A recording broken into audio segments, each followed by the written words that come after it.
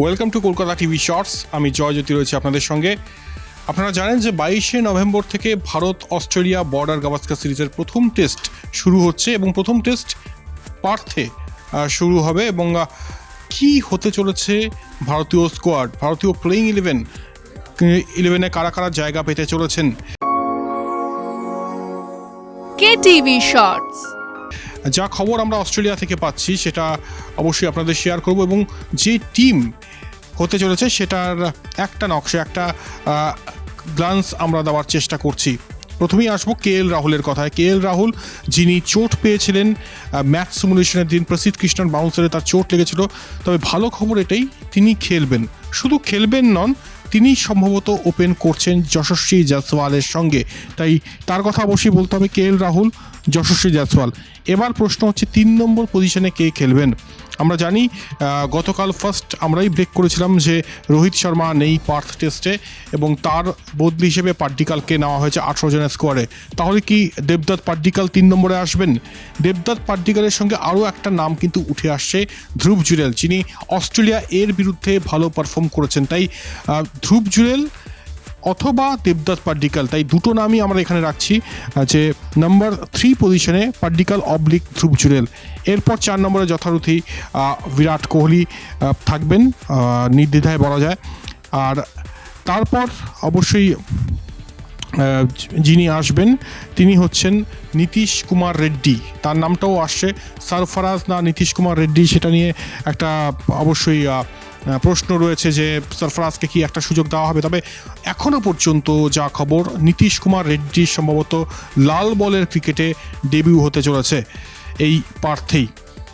এরপর অবশ্যই ঋষভ পান্থ রয়েছেন, রবীন্দ্র জাদেজা। স্পিনারদের মধ্যে এখনও পর্যন্ত বিদেশের মাটিতে রবীন্দ্র জাদেজা প্রেফারেন্স পেয়ে থাকেন। অবভিয়াস কারণ অবশ্যই তার ব্যাটিং, একই সঙ্গে তিনি যে বোলিংটা করেন না ফরেন পিচে, সেটাও কিন্তু দুর্দান্ত, তাই তার নামটাই আগে আসছে। এরপর ফাস্ট বোলিং অপশন যেগুলো রয়েছে, ব্রেন খাটাতে হবে না অবশ্যই।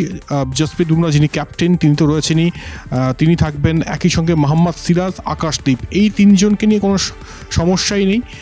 এবার কথা হচ্ছে যে 4th জনকে, মানে সেটা কি স্পেসার নাকি স্পিনার? এক্ষেত্রে কিন্তু হর্ষিত রানা, প্রসিদ্ধ কৃষ্ণার মধ্যে যে কোনো একজন খেলবেন। প্রসিদ্ধ কৃষ্ণাও খেলতে পারেন অথবা হর্ষিত রানা। তবে আজকে এটাও অস্ট্রেলিয়া থেকে যে খবরটা পাওয়া যাচ্ছে যে হয়তো রবিচন্দ্রন অশ্বিনকেও নিতে পারে, তবে সেটার সম্ভাবনা খুবই কম, খুবই ক্ষীণ। কারণ একটাই, যদি নীতিশ কুমার রেড্ডি থাকেন তাহলে নীতিশ কুমার রেড্ডি কিন্তু একটা পেস বোলিং অপশান হয়ে যাচ্ছে। সেক্ষেত্রে কি আরও 4 জন পেসার নিয়ে ভারতীয় দল নামবে? এটা নিয়ে অবশ্যই একটা বৈঠক চলছে ভারতীয় টিম ম্যানেজমেন্টের মধ্যে। এখনও পর্যন্ত সময় রয়েছে, তবে যা খবর তাতে আমরা অলরেডি বলে দিয়েছি যে কী টিম হতে চলেছে। KL রাহুল থাকছেন, যশস্বী জয়সওয়াল, তারপর 3 নম্বর পজিশনে দেবদত্ত পাড্ডিকাল, ধ্রুব জুরেলের মধ্যে যে কোনো একজন, বিরাট কোহলি থাকছেন, ঋষভ পান্ত, অবশ্যই নীতিশ কুমার রেড্ডি ডেবিউ হতে পারে, রবীন্দ্র জাদেজা রয়েছেন, আকাশদীপ, সিরাজ এবং জসপ্রীত বুমরার, এই 3 জন তো অবশ্যই থাকবেন। পেসারদের মধ্যে অবশ্যই এটা দেখার যে হর্ষিত রানা না প্রসিদ্ধ কৃষ্ণা, এবং এই নামটাও উঠে আসছে আজকে যে হয়তো রবিচন্দ্রন অশ্বিনও। কারণ আমরা জানি যে সম্প্রতি সৌরভ গঙ্গোপাধ্যায়ও বলেছেন এবং অনেক কিংবদন্তি ক্রিকেটাররা বলেছেন যে অশ্বিনকে খেলানো উচিত, কোয়ালিটি স্পিনার। তবে পার্থের যেখানে ফার্স্ট উইকেট বাউন্স হবে, গতি থাকবে, 10 মিলিমিটার ঘাস দেখা যাচ্ছে সেই পার্থের অপটা স্টেডিয়ামের উইকেটে, সেখানে কি দুটো স্পিনার খেলানোর ঝুঁকি নেবে ভারতীয় টিম ম্যানেজমেন্ট? ইন্টারেস্টিং হবে অবশ্যই। তবে আমাদের কলকাতা টিভি এবং কলকাতা টিভি অনলাইনের ভারতীয় যে স্কোয়াড সেটা অলরেডি বললাম, এবং আপনারা যদি আপনাদের কোনো টিম থাকে আপনারাও কিন্তু কমেন্ট করতে পারেন এবং আপনাদের টিম অবশ্যই কমেন্ট বক্সে দিতে পারেন। সেটাও কিন্তু যদি মিলে যায় অবশ্যই ম্যাচের দিন আমরা তাদের নাম নেব। আর একই সঙ্গে এটাও বলে রাখি যে রোহিত শর্মা যে যাবেন না, রোহিত শর্মা যে পার্থে খেলছেন না, এটা নিয়ে দ্বিধা বিভক্ত ক্রিকেট মহল।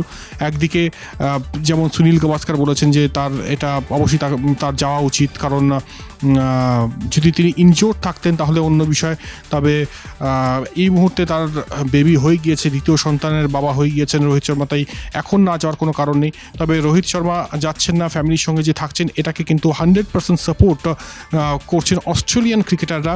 ট্রেভিস হেড বলেছেন যে একদম সঠিক সিদ্ধান্ত রোহিত শর্মা যেটা নিয়েছেন, আমি থাকলে আমিও তাই নিতাম, কারণ ক্রিকেটাররা অনেক কিছু স্যাক্রিফাইস করে, অনেক জীবনে অনেক গুরুত্বপূর্ণ সময় তারা থাকতে পারে না, তবে এই সময়টা যে রয়েছেন রোহিত শর্মা তাকে অবশ্যই স্যালুট। একই কথা অবশ্যই আরও বেশ কিছু অস্ট্রেলিয়ান ক্রিকেটাররা এর আগে বলেছেন।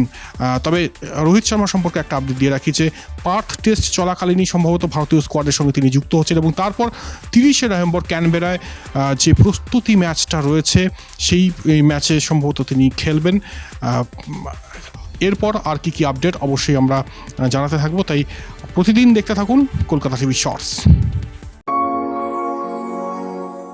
KTV Shorts.